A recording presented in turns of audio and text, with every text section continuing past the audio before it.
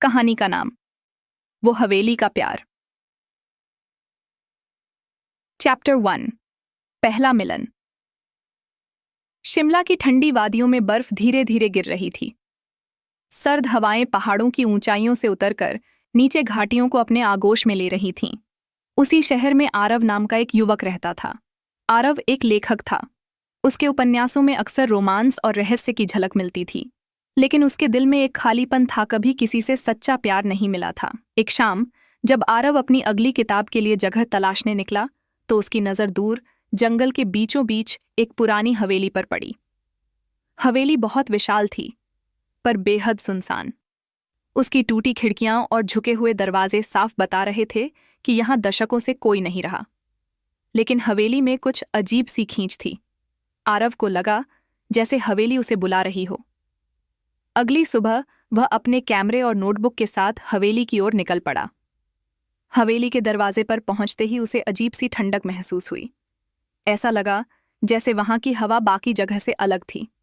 दरवाजा धकेलते ही भीतर एक सन्नाटा छा गया। हवेली की दीवारों पर धूल जमी थी, झूमर टूटे हुए थे और फर्नीचर पर मकड़ी के जाले लटक रहे थे। आरव धीरे धीरे अंदर बढ़ा।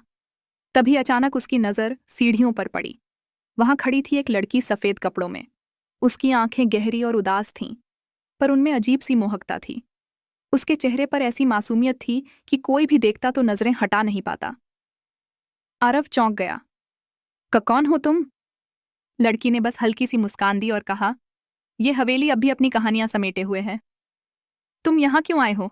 आरव घबरा गया। मैं लेखक हूं। अपनी किताब के लिए जगह खोज रहा था। लेकिन तुम यहां रहती हो? लड़की धीरे से सीढ़ियों से उतरी। उसकी चाल में अजीब सी नरमी थी, जैसे वो हवा के साथ बह रही हो। हाँ, मैं यहाँ रहती हूँ, लेकिन बहुत कम लोग इस हवेली में आते हैं, क्योंकि सब कहते हैं ये हवेली भूतिया है। आरव के होंठों पर हल्की मुस्कान आ गई। तो क्या तुम भूत हो? लड़की ने कोई जवाब नहीं दिया, बस उसकी आंखों में गहरा दुहक छलक उठा। आरव ने जल्दी से माहौल बदलने के लिए कहा, वैसे मेरा नाम आरव है। और तुम्हारा? लड़की ने धीमे से कहा, अनाया। उसका नाम सुनते ही आरव को अजीब सी शांति महसूस हुई, जैसे यह नाम उसके दिल की गहराइयों में पहले से। अनाया का रहस्य। आरव अब रोज हवेली आने लगा। कभी वो हवेली की छत से शहर का नजारा देखता, कभी पुराने कमरों की तस्वीरें खींचता और नोट्स बनाता। लेकिन सबसे ज्यादा उसे अच्छा लगता था अनाया के साथ बातें करना। अनाया बहुत कम बोलती थी, पर उसकी हर बात दिल को छू जाती थी। उसकी मुस्कान में जादू था। धीरे धीरे आरव को एहसास हुआ कि वो अनाया के लिए कुछ महसूस करने लगा है। एक दिन आरव ने हिम्मत जुटाकर पूछा, अनाया, तुम अकेली इस सुनसान हवेली में क्यों रहती हो? तुम्हारा परिवार? अनाया की आंखें नम हो गईं। कुछ कहानियां ऐसी होती हैं आरव, जिन्हें अधूरा ही रहना पड़ता है। मैं तुम्हें सब बताऊंगी, लेकिन सही समय पर। आरव ने देखा कि उसकी आवाज कांप रही थी, जैसे उसके दिल पर बहुत भारी बोझ हो। हवेली का अंधेरा। एक रात आरव देर तक हवेली में बैठा था। बाहर तूफान उठ रहा था। तभी अचानक हवेली के पीछे से किसी के रोने की आवाज आई। आरव डरते डरते उस तरफ बढ़ा।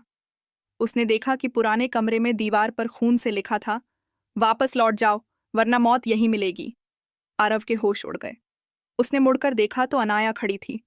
उसकी आंखें लाल थीं और चेहरा पूरी तरह बदल चुका था। आरव ने घबराकर कहा, अनाया, ये क्या है? तुम ऐसी क्यों लग रही हो? कुछ पल बाद अनाया का चेहरा फिर से सामान्य हो गया। उसने धीमे स्वर में कहा, आरव, मैंने तुम्हें चेतावनी दी थी। ये हवेली सिर्फ मेरी नहीं है। यहाँ और भी परछाइयां रहती हैं। वो तुम्हें कभी चैन से रहने नहीं देंगी। आरव कांप गया। तो तुम इंसान नहीं हो? अनाया की आंखों से आंसू बह निकले। मैं इंसान थी, लेकिन अब नहीं। ये हवेली ही मेरी दुनिया है। आरव की सांसें रुक गईं।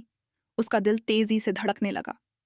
उसे पहली बार समझ आया कि जिससे वह मोहब्बत करने लगा है, वो कोई साधारण लड़की नहीं, बल्कि एक आत्मा है।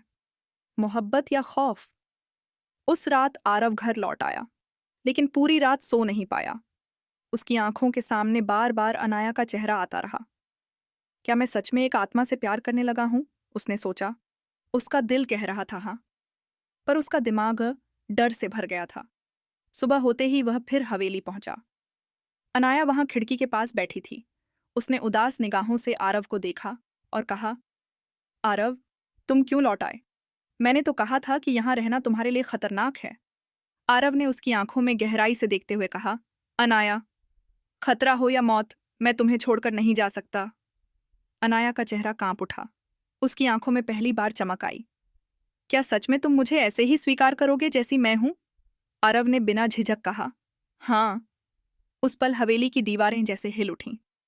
खिड़कियां जोर से बंद हो गईं और चारों ओर अंधेरा छा गया। आरव को लगा जैसे हवेली ने उसकी बात सुन ली हो और अब इस खेल की असली शुरुआत होने वाली थी।